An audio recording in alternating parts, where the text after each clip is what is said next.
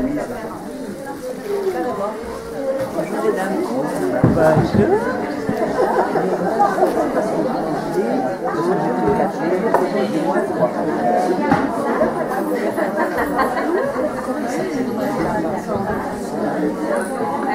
si on voit. Pardon? Regardez si on voit. Très bien. Ouais, ça cadre bien.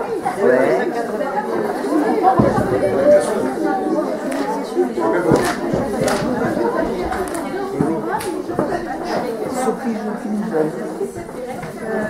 On va commencer. À quelle heure on a fini? À 2 heures? À 2 heures. On va commencer maintenant parce que c'est déjà tard. Donc l'intitulé du cours. Aujourd'hui, on ne va pas faire comme hier une conférence avec des grandes idées et tout. On va essayer de travailler sur les midotes et on s'est inspiré sur les traits du caractère. Comment s'améliorer dans les traits de caractère.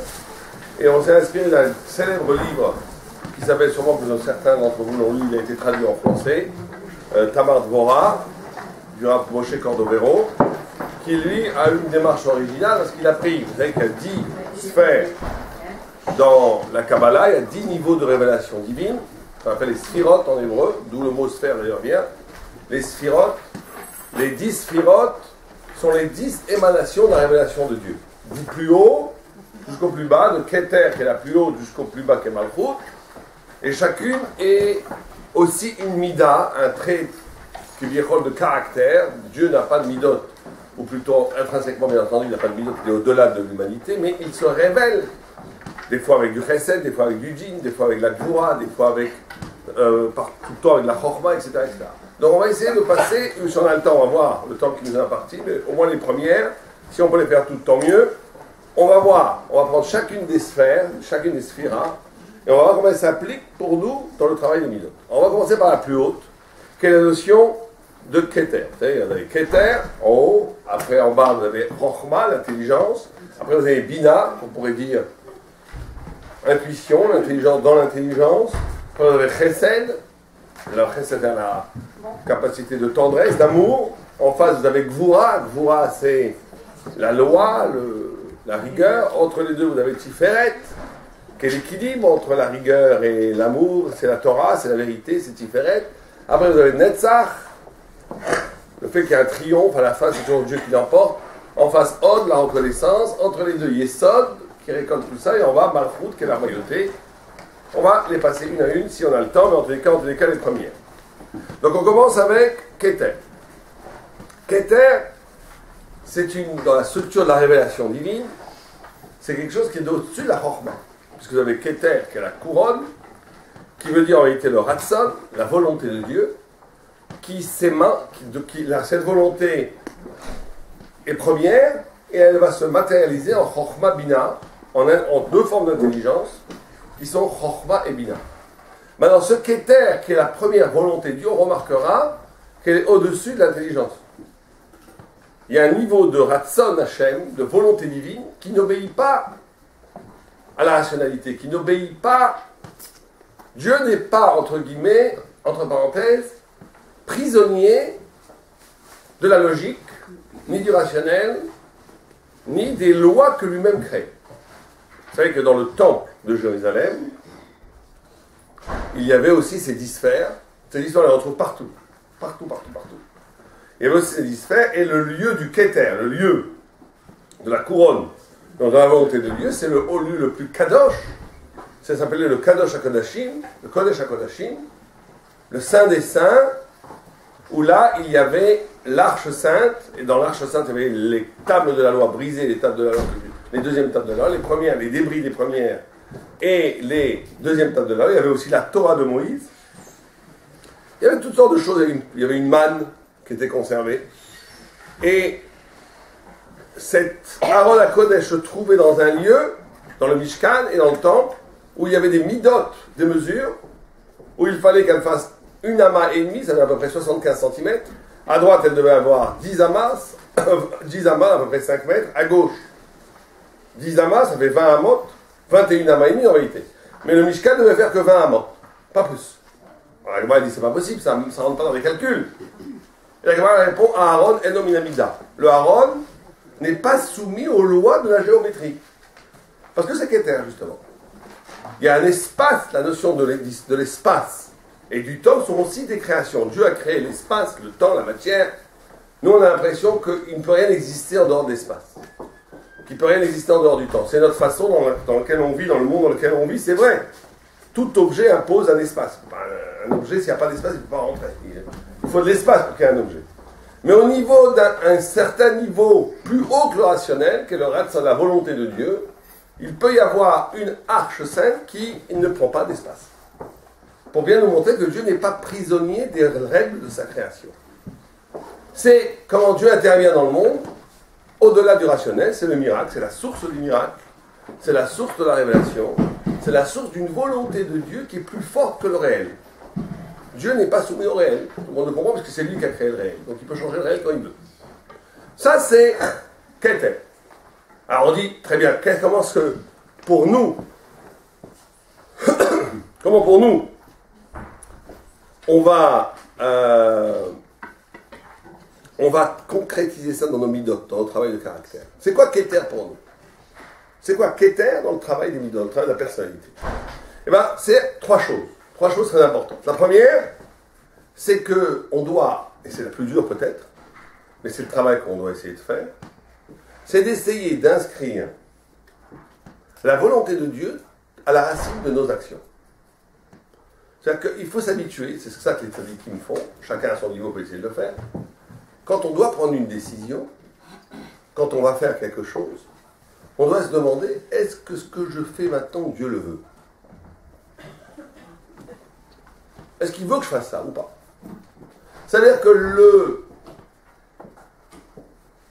facteur qui va motiver, qui va permettre ou pas permettre une action, va être la volonté de Dieu.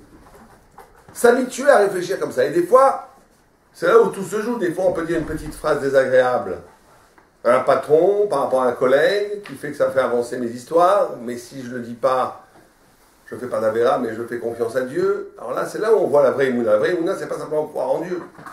C'est d'être capable de plier, de faire une chose, les Yirat Hashem, la crainte de Dieu, c'est être capable, à la racine d'une action, d'une parole, d'une pensée, de dire, ça, j'arrête. Je voudrais faire ça, mais il y a quelque chose de supérieur. Il y a la volonté de Dieu qui m'empêche de le faire, je ne le fais pas.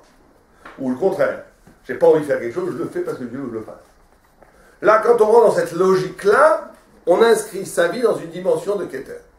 On inscrit sa vie dans une dimension beaucoup plus haute, où on devient soi-même, Kebiechol, un des vecteurs, un des sinors, un des convoyeurs de la lumière divine. Vous savez que Ratson, on parle ici de Keter, qui est le Ratson, qui est la volonté de Dieu, qui est plus originelle que l'intelligence.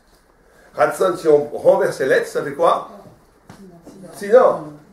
Sinor, ça veut dire un tuyau. Un tuyau. C'est-à-dire que le travail de l'homme, c'est d'inverser son ratson, des fois, pour qu'il devienne le ratson de Dieu. Et quand il devient le ratson de Dieu, la volonté de Dieu, à ce moment-là, il devient un tuyau pour que passe la lumière de Dieu sur terre. Quand quelqu'un il fait ça, bien entendu, il rentre dans une dynamique où sa vie n'est plus une vie personnelle, une vie où il n'est qu'avec lui-même. Il devient ce que c'est être Eved Hashem, c'est ça être Shifrat Hashem, c'est ça servir Hashem, c'est de greffer à la racine même de décisions, de paroles, de décisions d'action ou de décisions même de pensée, la volonté de Dieu.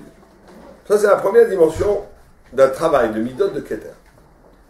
La deuxième, qui est peut-être encore plus importante, c'est, et ça c'est un travail qu'on doit faire aussi, c'est quel est le point d'équilibre de ma référence dans la vie. Alors certains, Baruch Hashem, ceux qui vivent dans la Torah le font beaucoup plus facilement que d'autres, mais est-ce que ma référence, c'est la Torah, ou la Torah, elle est là pour me servir? En d'autres, qui sert? Je sers la Torah? C'est une question qu'il faut tous se poser. Même après des milliers d'heures d'études, et même après des années d'engagement dans la Torah. La notion de Keter, ça veut dire que tout est au service de Dieu, la volonté de Dieu. Une des questions qu'il faut se poser, c'est de savoir quelle est ma relation à la Torah? Quelle est ma relation au mitzvot? Pourquoi est-ce que je fais les choses? Est-ce que la Torah est là pour me servir? Ou est-ce que la Torah va au contraire me délocaliser mon ego pour servir la Torah? Je vous donne un exemple. Il y a des gens qui vous disent, moi je fais Shabbat maintenant. Pourquoi? Parce que c'est sympathique de faire Shabbat, ça me permet de parler avec les enfants. Avant on regardait la télé, on ne pouvait pas se discuter. Maintenant depuis qu'on fait Shabbat, c'est formidable, on a une vie familiale. Alors c'est bien, ça s'appelle l'olishma et l'olishma. Mais tout le monde comprend que ça c'est pas Shabbat. C'est pas comme ça, merci. C'est pas comme ça qu'on fait Shabbat. On ne fait pas Shabbat parce que dans ce cas-là on utilise la Torah pour son propre bien-être. Il y a des gens qui font pareil, ils disent pourquoi est-ce que je fais Nida, on fait Tarat HaMishpacha, parce que depuis que je fais Tarat HaMishpacha, c'est bien pour mon Shlom Bayit. Alors je ne dis pas que c'est négatif 100%, il vaut mieux faire ça que de ne pas le faire, Dieu préserve. Mais d'un autre côté, il faut savoir que la guisha, l'attitude de faire les choses comme ça, elle bloque très rapidement. Parce qu'en vérité, quand on aborde comme ça la Torah, on se rend compte que le centre de tout, c'est soi, c'est le confort. Vous savez qu'il y a une nouvelle tendance aux États-Unis, je crois qu'elle commence à rentrer en France, enfin c'est pas très nouveau d'ailleurs, qui s'appelle New Age. C'est quoi New Age?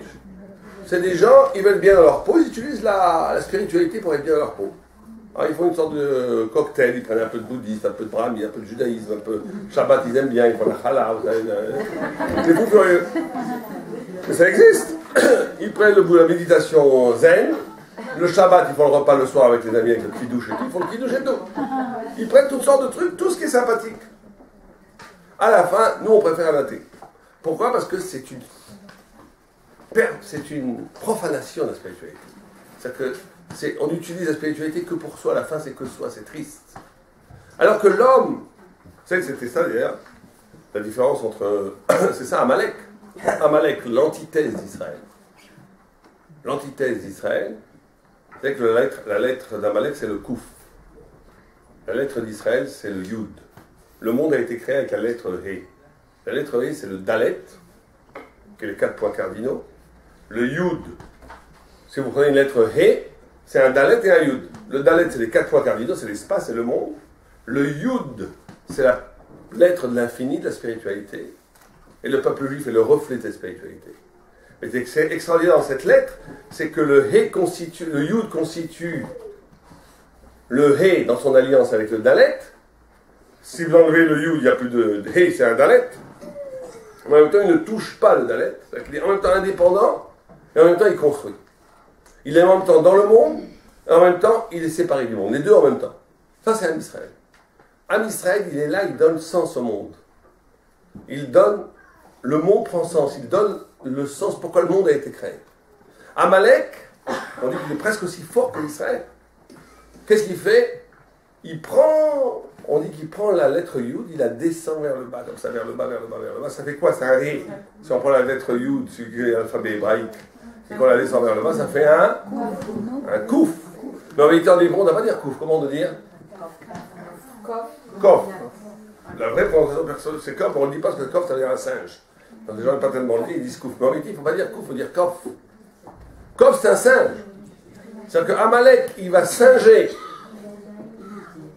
Ou plutôt, Amalek, Kebirol, je vais heurter des âmes sensibles, c'est Mozart et Jean-Sébastien Bach. Ça veut dire quoi? Ça veut dire qu'on prend la sublimité de la musique divine, c'est divin, on sent là, des étincelles de la Ruchniut dans les grandes musiques classiques. Et qu'est-ce qu'on en fait? On en fait une délectation, on écoute, on va au concert, on applaudit, on rentre, on ne change pas. C'est-à-dire qu'on jouit de la spiritualité sans changer. On jouit de la divinité pour soi. Ça, c'est Amalek. Et Amalek est très fortement installé dans la culture occidentale, puisqu'il s'agit de révéler les splendeurs de la divinité qui est traduite en art, ou même en philosophie. Pourquoi? Pour en jouir. Or, c'est ça, nous, il faut se demander s'il n'y a pas un peu d'Amalek en nous. La grande question qu'il faut se demander, c'est est-ce qu'on jouit, on consomme de la Torah? Et quand je dis on consomme de la Torah, ça peut être à tous les niveaux. J'utilise la Torah pour le Shlom Bayit, j'utilise la Torah pour l'éducation de mes enfants, j'utilise la Torah pour me sentir bien dans ma peau, j'utilise la Torah parce que j'ai peur de mourir. Bon, tout ça c'est bien. Mais à un moment donné, il faut dépasser. C'est pas qu'il faut descendre la Torah pour en jouir, il faut toi-même te mettre au service de la Torah. Toi-même te mettre au service de la Torah. Et donc, ça c'est la première question qu'on doit tous se poser. Est-ce qu'on est là au service de la Torah ou est-ce que la Torah est à notre service? Et Keter, la notion de Keter, le travail de Keter, c'est cette capacité d'être donné à Dieu. De vous dire de faire les choses parce que c'est la volonté de Dieu. D'être ouvert. L'homme est construit dans cette ouverture. Il est construit dans une ouverture qui le rend plus grand que la matière. Amalek, il descend les choses vers le bas. Il prend les choses, il en fait un objet de consommation, un pur objet de consommation. Et nous, on doit sortir de ça. Nous, on doit être Israël. Israël, c'est celui qui est capable de représenter. On dit que Am Israël est comparé à la lune, parce que comme la lune n'a pas sa propre lumière, la lune, c'est le reflet de la lumière du soleil. Et bien, le peuple juif, c'est le reflet de la lumière de Dieu. Sur terre. Donc ça, c'est le deuxième travail qu'on doit faire. Et comment on fait ça? Alors, il s'agit de traduire. C'est un travail à faire. C'est un travail merveilleux, mais très difficile. Il faut traduire en termes spirituels la vie.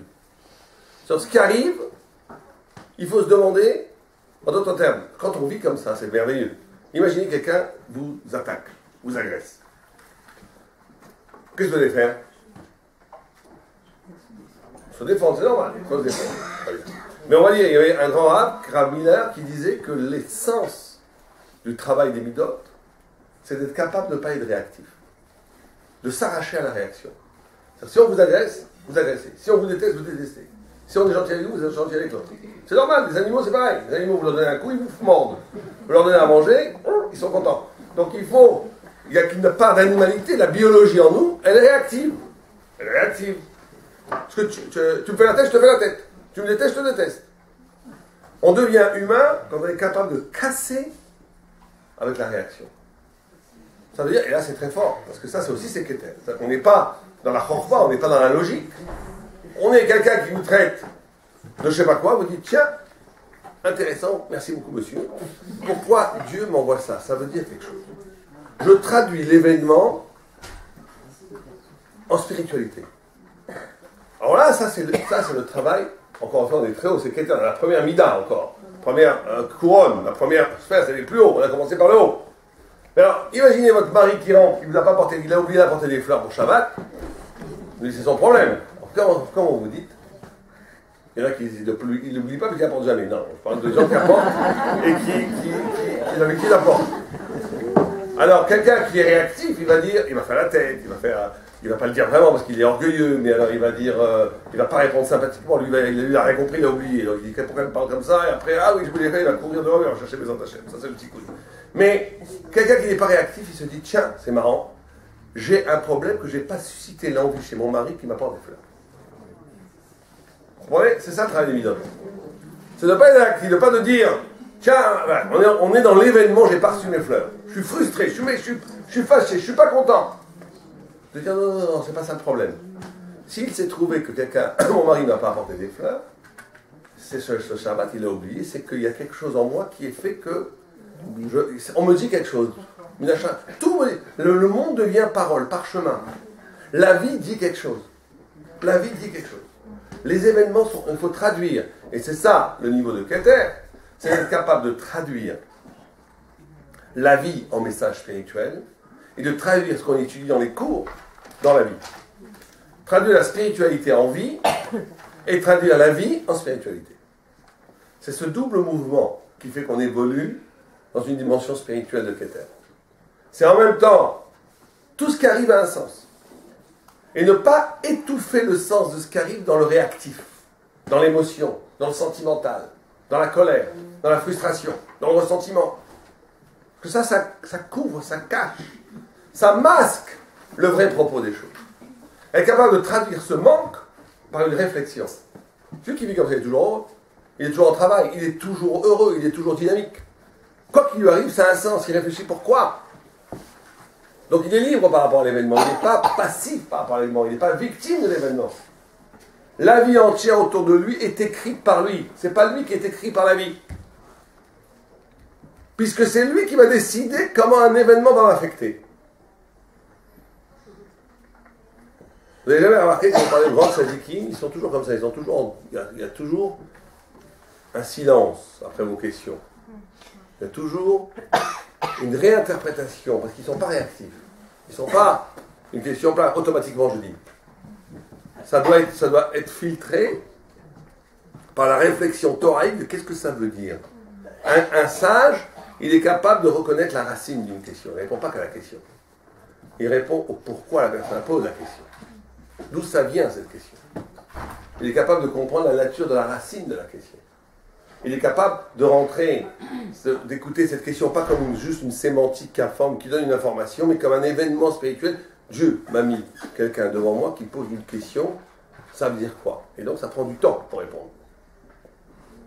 Quelqu'un qui répond tic-tac, c'est qu'il répond pas en réalité. Et donc ça, c'est le travail, ce double travail. De tout ce qui arrive, d'essayer de lui donner un sens spirituel, et tout ce qu'on étudie, d'essayer de l'incarner dans la vie. On est sur un toit, des livres d'humour, on va dans des cours de Schlombait, on va dans des cours de Torah, on va dans des cours...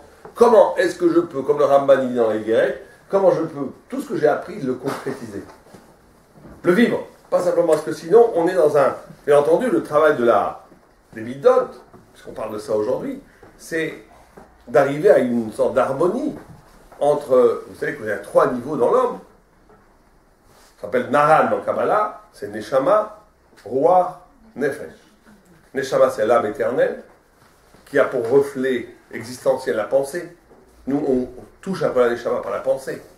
Ruach, qui est le souffle de Dieu, que Dieu a insoufflé dans l'homme pour le faire vivre, ça se concrétise chez nous par la parole. Et Nefesh, qui est l'énergie spirituelle, ça se concrétise chez nous par la possibilité de faire des actes, des actions, d'agir. Donc c'est Ruach, c'est Neshama, Ruach, Nefesh. Et vous avez des gens qui sont plus ça, vous savez. Tout le monde a les 3. Mais il y a des gens qui sont fondamentalement Ruach. Il y a des gens qui communiquent bien, qui parlent bien, qui aiment bien être avec les, qui aiment bien communiquer, c'est des Ruach. Ou les gens qui sont des penseurs, qui sont un peu en solitaire, qui aiment les grandes pensées, qui ne sont pas intéressés par la parole et l'action, c'est des Neshamot. Et les gens qui sont tout ça, les idées, le verbiage, ça ne les intéresse pas. Ce qu'ils veulent, c'est faire des choses. Ils aiment construire, ils aiment faire du business, ils aiment investir, ils aiment travailler. Ça, c'est des nefesh. C'est-à-dire qu'on est plus ou moins un des 3 caractéristiques. Il y a une hiérarchie. Roi, c'est plus haut que nefesh, et neshama, c'est plus haut que roi. Mais en tous les cas, dans ces 3 niveaux-là, dans ces 3 niveaux de comment l'homme vit, c'est important de traduire cela en spiritualité. Ça veut dire, chaque parole qui m'est adressée, chaque parole que je dis, comment est-ce que ça, je vais le traduire en spiritualité? Pareil pour la pensée, pareil pour les actes. Donc ça, c'est pour le Keter. C'est pour le Keter. Il y a aussi une dernière chose pour Keter. Ça, c'est encore... On va tout dire, mais chacun après prend ce qu'il peut et réfléchira et médite. Il faut méditer les choses et après chacun en fait ce qu'il veut. Il y a une notion qu'on a dit que le Keter, c'est au-delà de l'intelligence. C'est important. Vous savez que la notion de pudeur. Pourquoi est-ce qu'un homme est pudique? Une femme surtout est pudique. Pourquoi? Je vais vous poser une question qu'un rabbin n'aurait pas posée, mais c'est la Torah, donc on a le droit. Pourquoi est-ce qu'on ne se prendrait pas tout nu dans la rue? Quel problème? Pourquoi pas? Pourquoi il faut s'habiller? Vous savez que c'est très intéressant. On n'a jamais vu une société humaine qui ne s'habille pas. Même les sociétés primitives, même les pygmées, même ce que vous voulez, même ceux qui vont tout nus, ils ont de la peinture. Ils mettent quelque chose. Ça n'existe pas une société humaine qui va tout le temps tout nu. Comme si l'habit était constitutif de l'identité humaine. Mais pour tout, ça vient cette histoire. Les vaches, elles ne s'habillent pas, elles sont très bien. Et les chiens aussi, les chiens, quand les grands-mères habillent les chiens, c'est très bon, c'est pas bien du tout, ils sont très bien, les chiens comme ils sont, on les habille. D'où ça vient qu'on doit être pudique? Si on me dit que c'est à cause, pour ne pas susciter, c'est pas vrai, même une femme de 90 ans, ou 100 ans, elle doit se couvrir. Donc d'où ça vient? Pourquoi est-ce qu'il faut? Il fait froid. Il fait froid, donc s'il fait chaud, on va être tout nu dans la rue après. Quand il fait chaud, tu es obligé de se Un nouveau psak halakha. Madame dit que s'il fait chaud, on va être tout nu dans la rue. Madame, c'est pas la loi, c'est pas la halakha. Ah, je lui adorais. Mais d'où ça vient? Parce qu'on a fait chaud dans sa vie, avant. Comment? On a perdu la deuxième peau. On appelle, mais pourquoi il fallait une peau, Bertrand? Et alors? C'est pas mal d'être nu. Alors c'est comme ça. Le Maharal de Prague, il dit comme ça. Il dit que justement, avant la faute, Adam Arishon, Et Chava n'était pas habillée. L'habillement, tous les mots en hébreu qui parlent d'habillement ont une connotation péjorative. Beged, en hébreu c'est l'habit, ça veut dire boged, ça vient de trahison. Ou bien or, ça vient de hiver, aveuglement. Ou bien meil, c'est plusieurs vocables pour dire les habits en hébreu. Meil, ça vient de meila, profanation. Donc on voit que l'habillement, ça profane, ça trahit